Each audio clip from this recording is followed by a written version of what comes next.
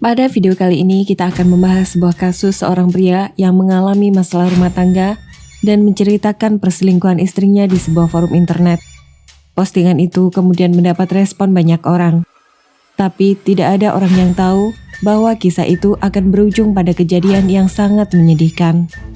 Ingin tahu apa yang sebenarnya terjadi? Mari kita langsung saja masuk ke pokok pembahasan video ini.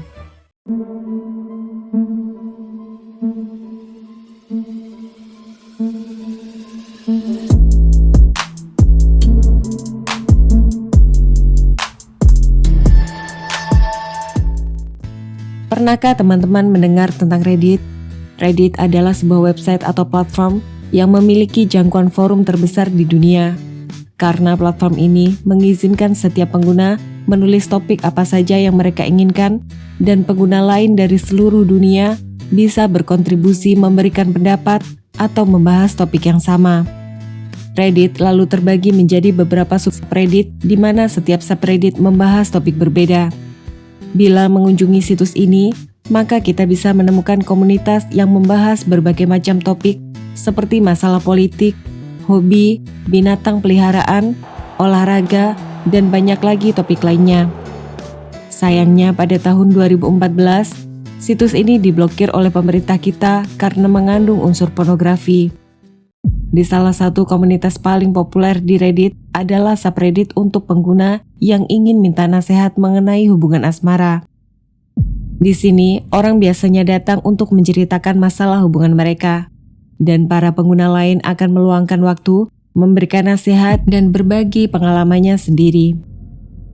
Pada tanggal 28 Oktober 2016, ada sebuah postingan yang menarik dan menjadi pembicaraan banyak orang. Postingan itu dibuat oleh seorang pengguna nama samaran Jason Inhale, di mana dalam postingan itu, Jason bercerita mengenai masalah istrinya yang diam-diam berselingkuh dengan tetangga rumah. Berikut isi postingannya. Sudah 476 hari berlalu sejak aku tahu istriku berselingkuh. Lalu kamu mungkin bertanya, bagaimana aku bisa tahu sudah selama itu? Karena setiap kali teringat, aku menghitung jumlah hari yang sudah aku lalui dan berkata pada diri sendiri, sudah sekian hari berlalu, mungkin besok aku bisa melupakan semua ini. Jason kemudian lanjut menceritakan apa yang terjadi. Aku baru saja mendapat proyek baru dan tanggung jawab besar di perusahaan. Oleh karena itu, aku harus kerja ekstra keras dan lembur setiap hari agar dapat menyelesaikan proyek itu tepat waktu. Saat itu bulan Mei 2015, aku terkejut ketika mengetahui ponsel istriku terkunci dengan kata sandi. Ketika aku bertanya, dia menjawab bahwa dirinya sedang merencanakan sebuah kejutan untukku. Seminggu kemudian, istriku mengaku merasa bersalah karena telah merahasiakan sesuatu dariku. Dia lanjut berkata, dirinya ingin merenovasi rumah agar dapat membuat sebuah ruangan kerja pribadi untukku di dalam rumah dan menyuruh tetangga sebelah yang kebetulan seorang kontraktor untuk mengerjakan pekerjaan itu. Hal ini tentu saja membuatku merasa sedikit aneh, karena selama 6 tahun bersama dengannya, dia tidak pernah sekalipun mengaku bersalah ataupun menyesal dalam hal apapun. Sekian lama waktu berlalu, aku perhatikan ponselnya masih dilindungi dengan kata sandi.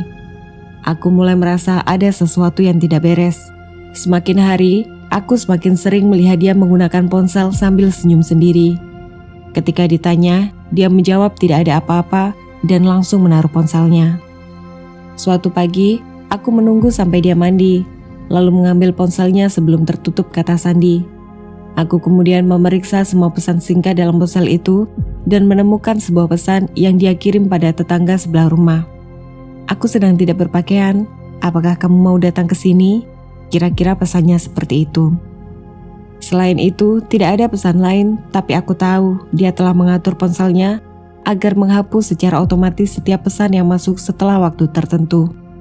Perasaanku mulai tidak enak, tapi aku juga tahu kalau istriku itu memiliki selera humor yang aneh dan aku sangat yakin dia tidak mungkin tega menyakiti hatiku.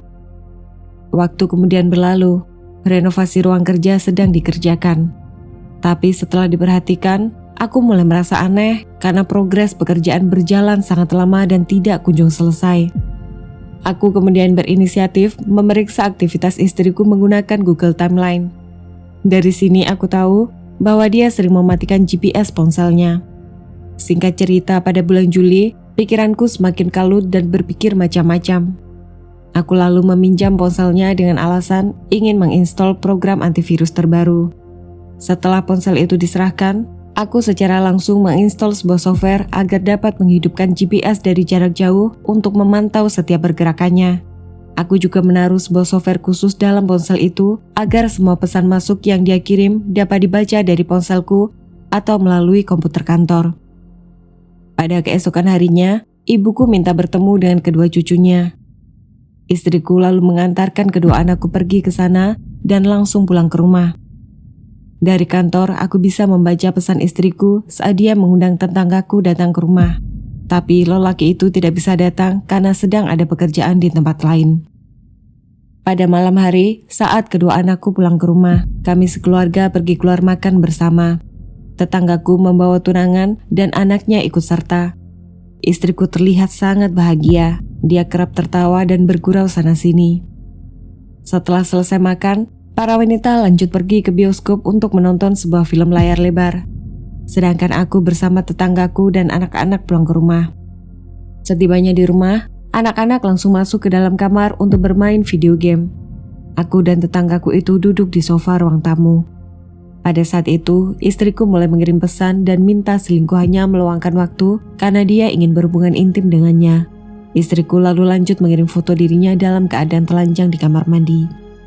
Mereka berdua saling membalas pesan dan membahas kapan waktu yang tepat untuk bertemu.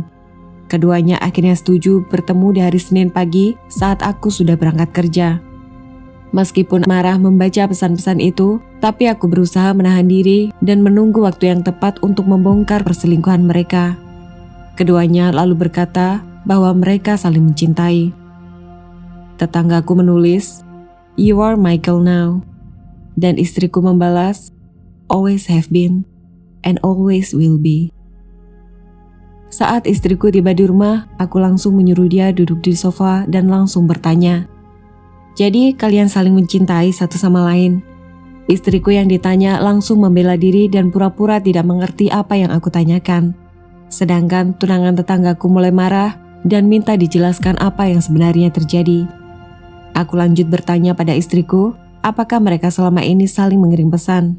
Dia menjawab tidak.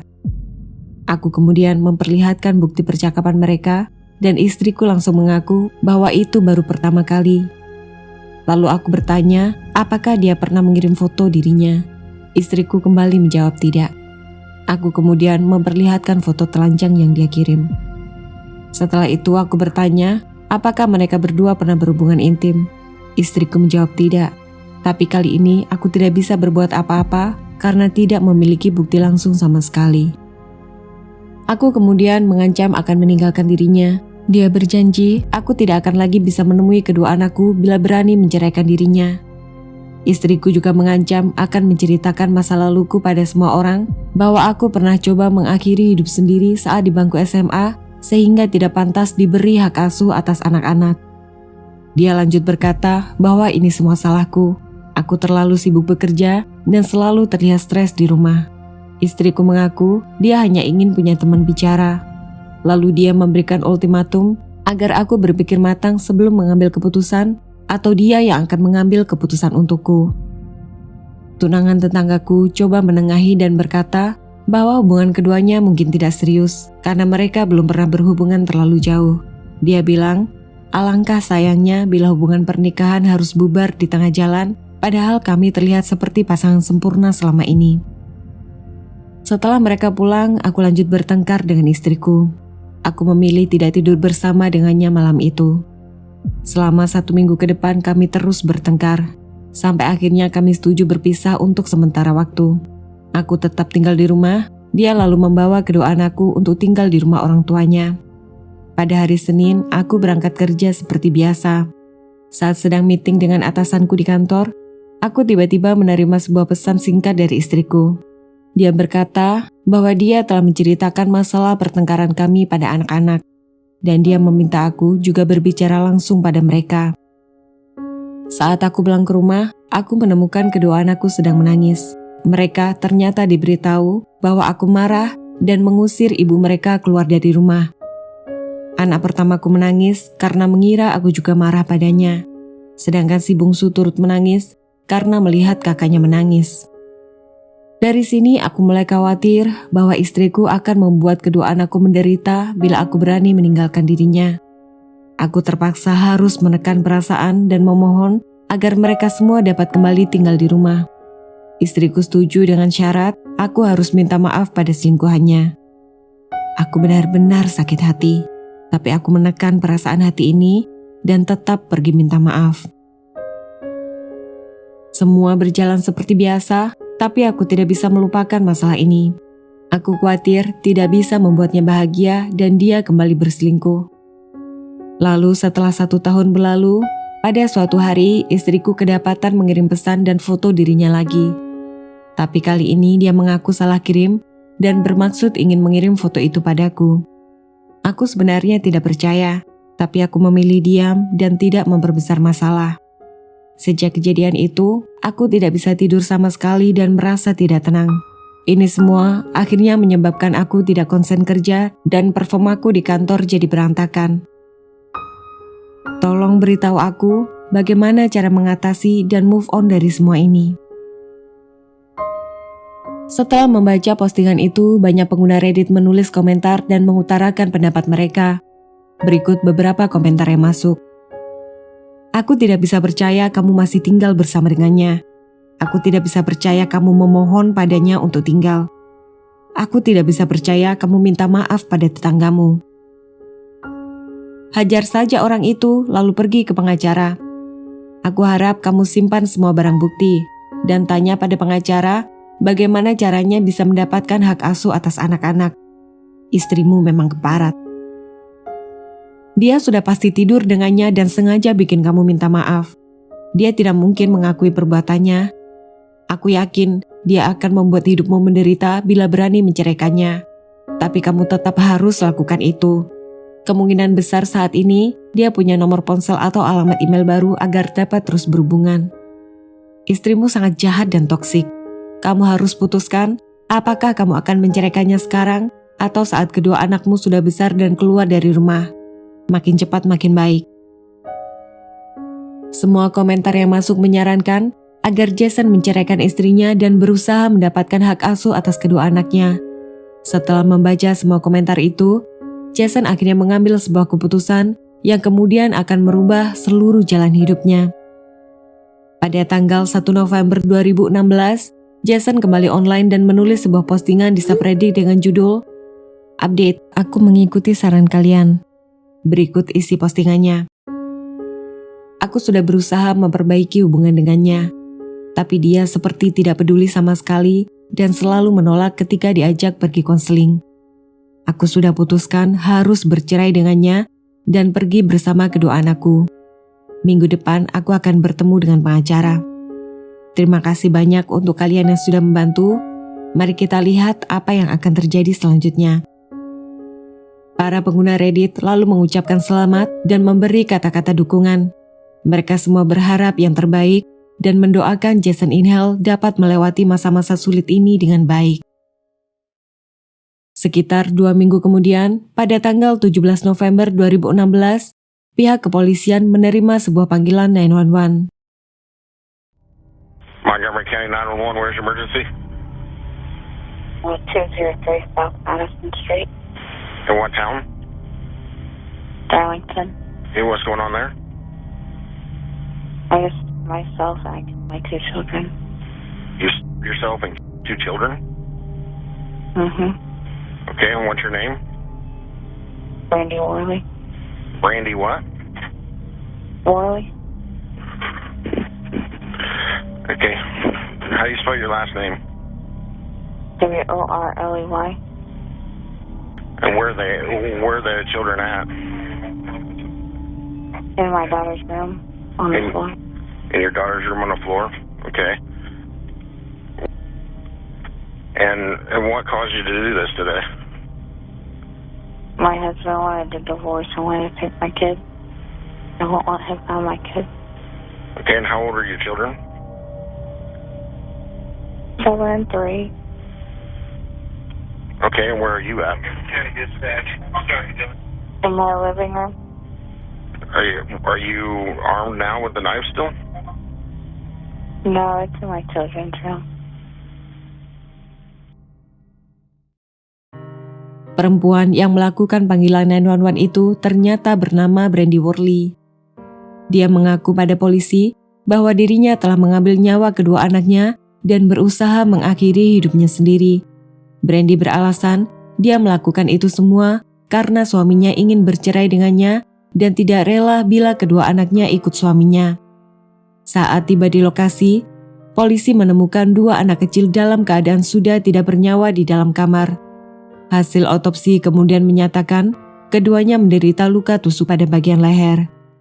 Good evening, I'm Jeff Smith. Thanks for joining us. 2 Montgomery County children are dead tonight. Their mother, 30-year-old Brandy Worley, says she is responsible for their deaths. This morning when I asked Sheriff Mark Castile if Worley showed any kind of remorse, he answered with no, and then went on to say, quote, she, in fact, acted very matter-of-fact.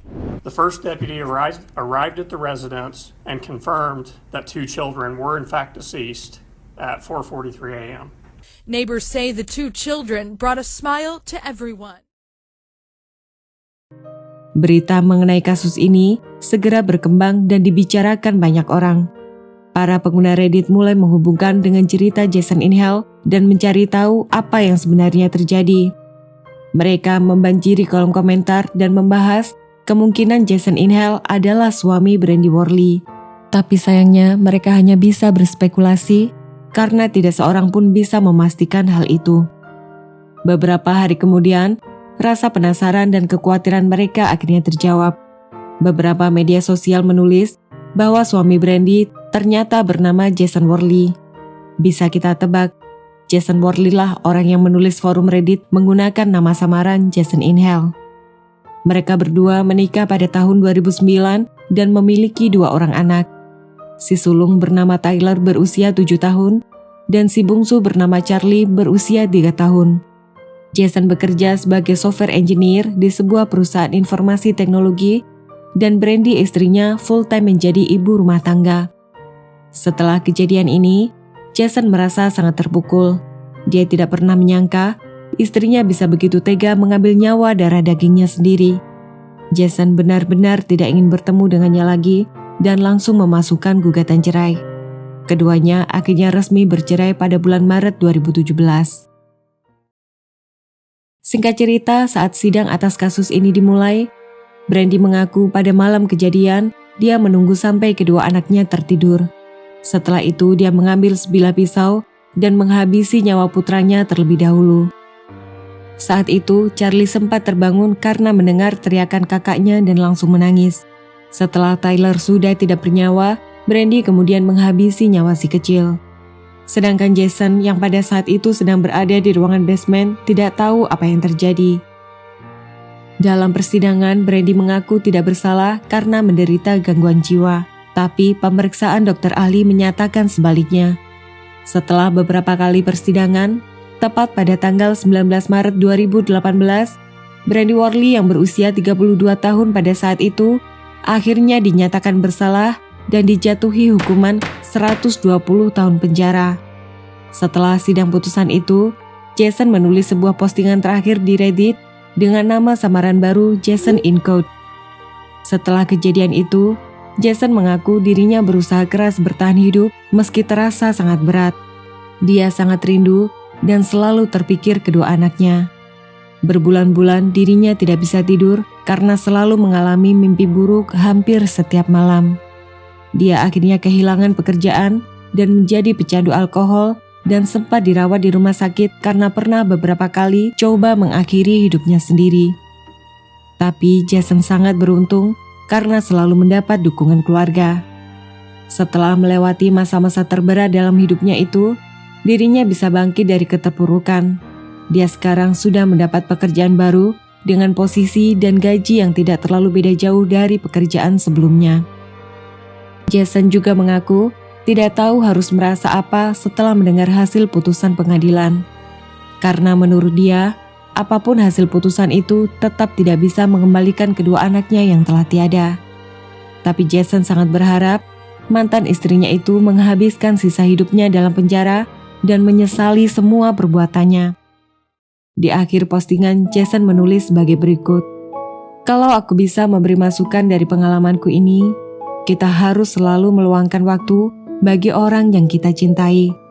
Jangan pernah mengeluh, meskipun kita disuruh membacakan buku kesukaan mereka puluhan kali atau diajak bermain hingga seluruh ruangan kotor dan berantakan. Tetap luangkan waktu, karena kita tidak akan pernah tahu kapan waktu terakhir bisa bersama dengan mereka. Selalu berikan perhatian dan kasih sayang seperti tidak ada hari esok. Aku merasa beruntung sempat mengatakan, I love you, good night, and I'll see you in the morning.